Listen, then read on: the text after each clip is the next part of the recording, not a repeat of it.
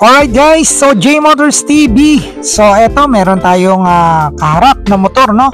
So walang iba kundi ang Motopino HQ250. Yan, so mula yan sa Racal or Autobuy. So meron tayong 249cc DOHC.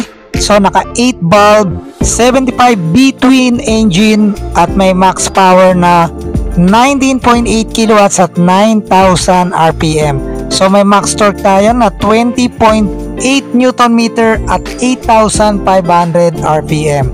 So para naman sa kanyang boring stroke, meron tayong 57mm by 48.8 mm.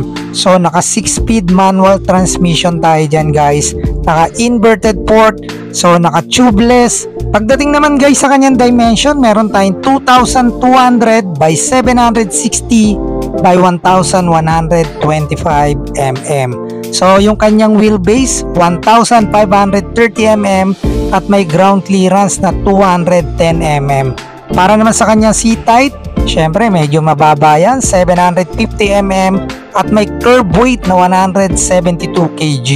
Yung kanyang fuel tank capacity 17.5 liters. Okay guys, so itong motor na to is cruiser type na may halagang 169,000 pesos. So yung kanyang down payment guys, 16,900 pesos.